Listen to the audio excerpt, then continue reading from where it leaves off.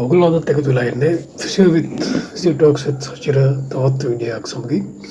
අද අපි කතා කරමු විලුඹේ වේදනාව ගැන. විලුඹේ වේදනාව නොයෙකුත් දේවල් නිසා ඇති වෙන්න පුළුවන්. විලුඹේ වේදනාව ගොඩක් වෙලාවට ඇති වෙන්නේ කාන්තාවන්ට. කාන්තාවන්ට ඒක ඇති වෙනවා ආර්ථවරණයත් එක්ක එන මේ හෝමෝන ඉම්බැලන්ස් එකත් එක්ක. ප්‍රෙග්නන්සි අවස්ථාවකදී වුණත් මේ හීල් පේන් එක එනවා. හැබැයි ඒක කාලකින් කියන්නේ ප්‍රෙග්නන්සි අවදී පසුව මේක නැති වෙලා යනවා. ගොඩක් කලාවට මේ විලුඹේ වේදනාව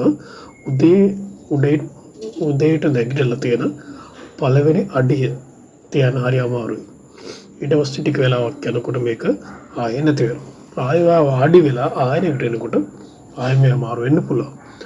ගොඩක් දුරට මේක ප්ලාන්ට් ෆැෂයිටිස් කියන්නේ ප්ලාන්ට් ෆේෂියා කියලා මේ තියෙන ෆේෂියා එක ඉන්ෆ්ලමේෂන් වෙලා වෙන තත්ත්වයක් වෙන්න පුළුවන්.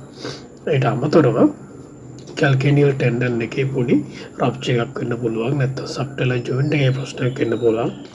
එහෙම නැත්නම් ඒ විලුඹට යටින් තියෙන බර්සා කියලා කියන්නේ ෆ්ලූයිඩ් විලිච්ච සැකයක් වගේ එකක්. ඒක ඉන්ෆ්ලමේෂන් එකට මේක වෙන්න පුළුවන්.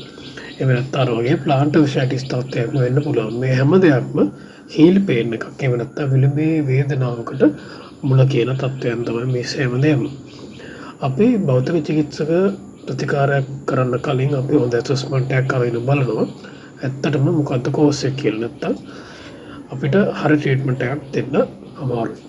මේක හොයාගෙන අපි ඒක ට්‍රීට් කරන මුලින්ම අපිට අල්ට්‍රාසවුන්ඩ් ප්‍රතිකාරයක් දෙන්න පුළුවන්. අපි පල්පේට් කරලා ඔබලා බලනකොට ගොඩක් වෙලාවට තියෙනවා ටෙන්ඩර් පොයින්ට් එකක්. ටෙන්ඩර් පොයින්ට් එකක් කියන්නේ තද කරාම රිදෙන පොයින්ට් එකක් තියෙනවා.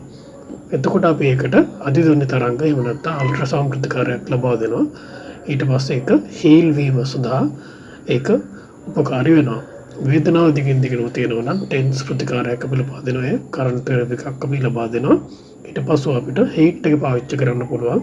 මුල් අවදිවලදී අපි අයිස් තමයි පාවිච්චි කරන්න ඕනේ. ඊට පස්සේ අපි හීට් එක තමයි පාවිච්චි කරන්නේ. එතකොට අපිට යූස් කරන්න පුළුවන් ෂෝට් වේව් තර්මි SWD එහෙම නැත්නම් අපිට යොදා ගන්න පුළුවන් IR එහෙම නැත්නම් අදෝරක්ත කිරණ අපිට ප්‍රතිකාර සඳහා යොදා ගැනීමේ හැකියාව තියෙනවා. ඊට පස්ව අපි වේදනාව අඩු කරාට පස්ව ඉන්ෆ්ලමේෂන් එක අඩු වුණාට පස්ව අපිට මෙන්න මේ ආකාරයට ව්‍යායාම ටිකක් කරන්න පුළුවන්. මේ ව්‍යායාම වලින් අපිට මේක අවම කරගන්න පුළුවන්. අපිට සරල ව්‍යායාම කීපයකුත් කරන්න පුළුවන්. ඒ කියන්නේ වාට පුළුවන් බෝතලයකට උණු වතුර සාමාන්‍ය උණු වතුර පුරවලා ඒක බෝතලේ මේ විදිහට කකුලෙන් කරකවන්න. එතකොට මසල් එකට හීට් එකක් ලැබිලා සම්බාහනයකුත් ලැබෙනවා ඒ මසල් එකටම. එතකොට ඒ කියන්නේ එකකින් දේවල් දෙකක් වෙනවා. ඊට අමතරව අපිට ටෙනිස් බෝලයක් උනත් කරන්න පුළුවන්. ලේසිම දෙයක් තමයි උණු වතුරට කකුල් දෙක දාගෙන පොඩක් එකට ලුණු ටිකක් දාගෙන මද උණුසුම යටතේ තියාගෙන ඉන්න කුත් කරන්න නැතුව.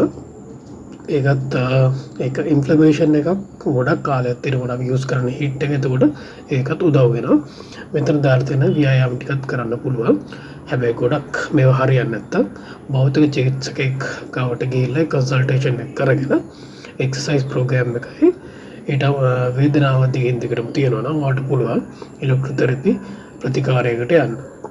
ප්ලාන්ට් ෆැෂයිටිස් අවස්ථාවක් කියලා කියන්නේ විලුඹේ වේදනාවක් කියන්නේ ඒක හේතු අනුව අපිට ගොඩක් වෙලාවට ඒක දිගින් දිගටම ඇති වෙන එක නැති කරන්න පුළුවන්. හැබැයි ඒවා දිගින් දිගටම එක්සර්සයිස් ප්‍රෝග්‍රෑම් එකක් යටතේ එක්සර්සයිස් කරන්න ඕනේ. මුලින් ප්‍රතිකාර ලබා ගන්න වේදනාව සමනය කරගන්න. වේදනාව සමනය කරාට පස්සෙ ඔයාලට පුළුවන් හොඳ එක්සර්සයිස් ප්‍රෝග්‍රෑම් එකක් එක්ක ඒක ආයේ කවදාවත් ඇති නොවෙන්න ඕගොන්ට වග බලා ගන්න පුළුවන්. එතකොට බෙහෙත් බොන්න ඉන්ජෙක්ෂන් ගහන්න කිසිම ඕනකමක් වෙන්නේ නැහැ. මොකද ඒවා తాවකාලික දේවල්. මේක හරියටම හේතු හොයාගෙන අපි කරන්නේ ඒ රූට් කෝස් එක ට්‍රීට් කරන එක.